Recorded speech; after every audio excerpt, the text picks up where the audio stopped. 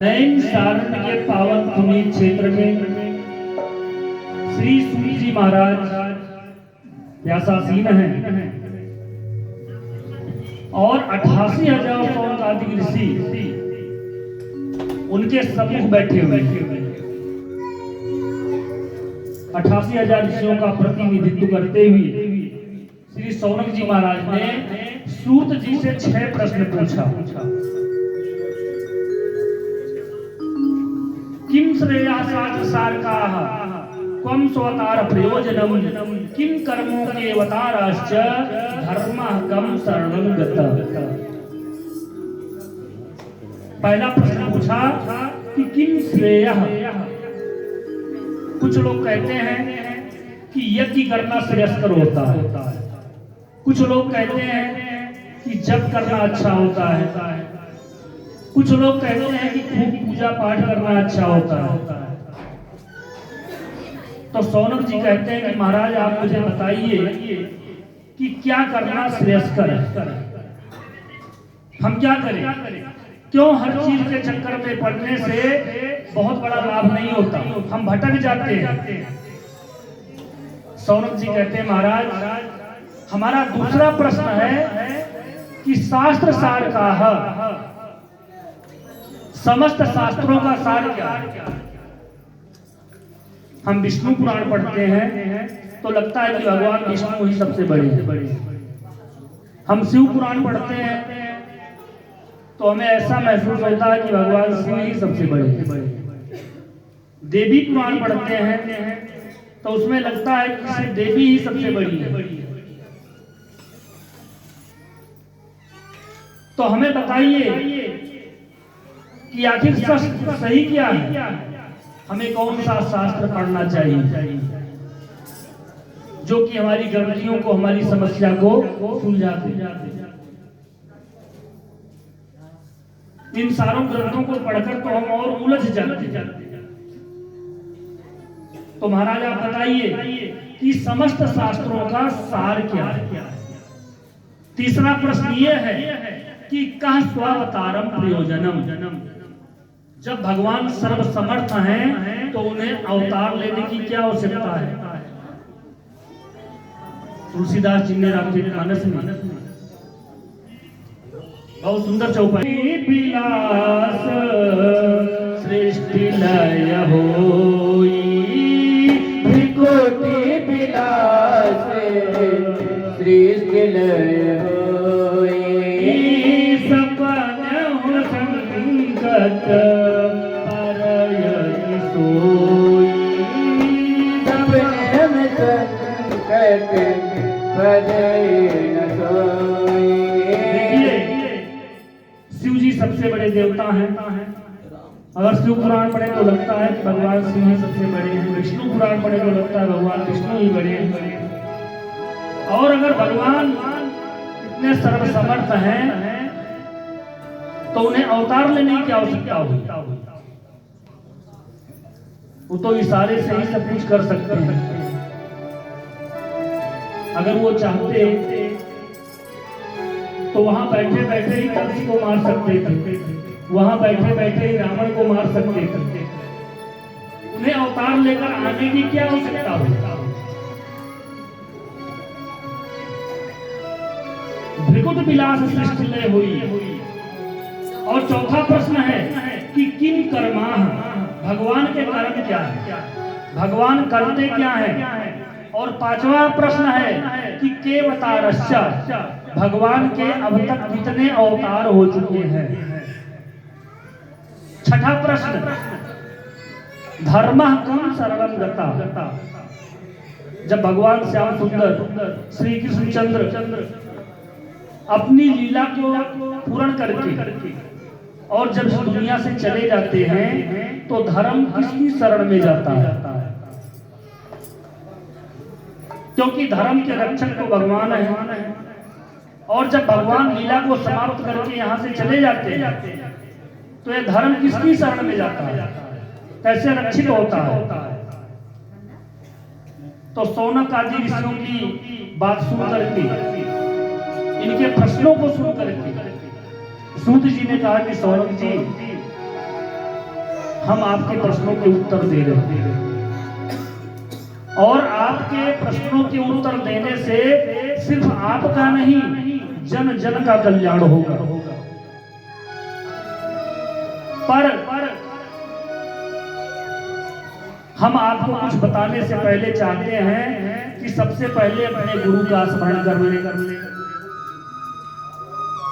तो सूत जी महाराज मंगलाचरण करते। सूत जी के गुरु जी कौन है? यम प्रवजन्तमनुपेतमपेत कृत्यम द्वैपायनो विरह कातरया जुहावा पुत्रेदि तन्मयतया तनो विनेदुष्टम सर्वभूत हृदयं मुनिमानतोऽस्मि। यम प्रवजन्तमनुपेतमपेत कृत्यम, जन्म लेकर ही जिन्होंने पर प्रजा ग्रहण कर ली, यानी कि जन्म लेते ही जो घर को छोड़कर चले गए, सन्यास ले लिया, सन्यासी बन गए। भगवान सुखदेव जी का हम उन्हीं का मंगलाचरण कर रहे हैं। कौशिकी संहिता में भगवान सुखदेव जी की कथा विस्तार में आती है।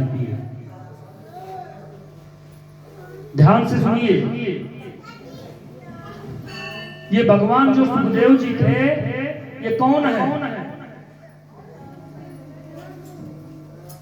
सुखदेव जी जो है किशोरी राधा रानी के सुख। सुख मतलब क्या होता है? सुख मतलब तोता। संस्कृत में तोते को सुख कहते हैं। सुख मतलब तोता होता है। तो जो सुखदेव जी महाराज थे, ये राधा रानी के तोते के रूप में। राधा रानी ने एक तोता पाल रखा था, इसलिए कि जब वो स्वयं से भगवान कृष्ण का नाम लेती थी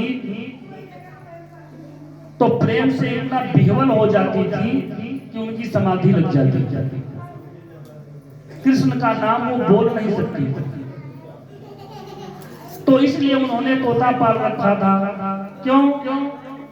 वो तोता जो है उन्हें कृष्ण कृष्ण बोलकर सुनाया करता है। भगवान कृष्ण का नाम बार बार उच्चारण करता रहता है। और तोते की तो आदत होती है, एक बार जो चीज उसको सिखा दिया जाए वही चीज वो बार बार बोलता रहता है, उसी की पुनरावृत्ति बार बार करता रहता है। तो राधा रानी ने जो तोता पाला हुआ था उसको उन्होंने कृष्ण बोलना सिखाया, तो वो उनको कृष्ण कृष्ण बोल करके हमेशा सुनाया करता था, जिसे वह सुनती रहती थी और आनंद में मगन रहती थी। तो देखिए, एक दिन किशोरी राधा जी से उस तोते ने पूछा, कहता है कि राधिका जी, ये कृष्ण है कौन? मैं बोलता तो रहता हूँ, सुनाता तो रहता हूँ, पर मुझे इनके बारे में जानकारी नहीं। तो कृपा करके आप मुझे बताएं, मैं जानना चाहता हूँ कि ये कृष्ण कौन है। राधिका जी ने कहा कि देखो, अगर मैं इनके नाम का बार बार उच्चारण कर ही सकती तो मैं तुम्हें रखती क्यों? मैं इनके नाम का उच्चारण नहीं ले सकती, मैं इनके बारे में तुम्हें बता नहीं सकती, इसीलिए तो तुम्हें रखा हुआ है कि तुम मुझे बार बार उनका नाम ले करके सुनाते रहते।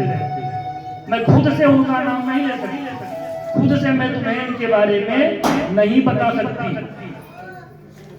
अगर मैं बताना भी चाहूं तो भी नहीं बता सकती। जिसका नाम उच्चारण सुनने मात्र से, उनका उच्चारण करने मात्र से हमारी समाधि लग जाती है, मैं मूर्छित हो जाती हूं। तो कहती है कि हे सुख, अब तुम ही बताओ कि मैं तुम्हें इनके बारे में कैसे बताऊं। लेकिन तुम मुझे बार बार इनके नाम का उच्चारण करके सुनाते रहते हो, मुझे प्रसन्न करते हो, तो मैं भी वादा करती हूँ कि जहां कहीं भी इनके बारे में कोई कथा सत्संग होगी तो मैं तुम्हें बता दूंगी और तुम वहां जाकर के इनके बारे में जानकारी ले लेना। ऐसा सुख को बताया राधिका जी ने।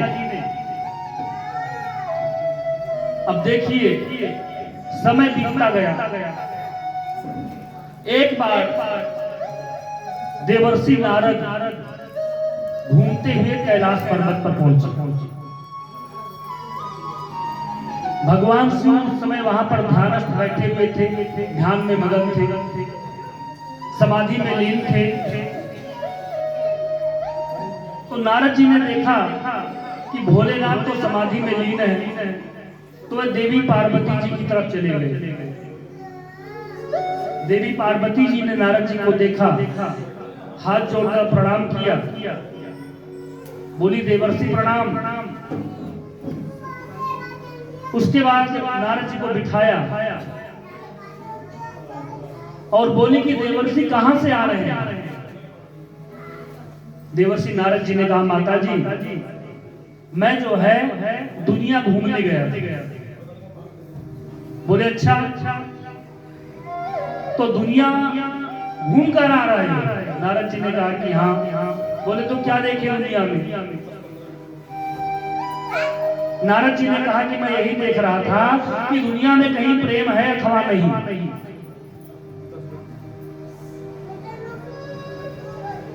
देवी पार्वती ने कहा कि अच्छा तो क्या दिखा तुम्हें। बोले माता जी मुझे तो कहीं पूरी दुनिया में प्रेम नहीं दिखा।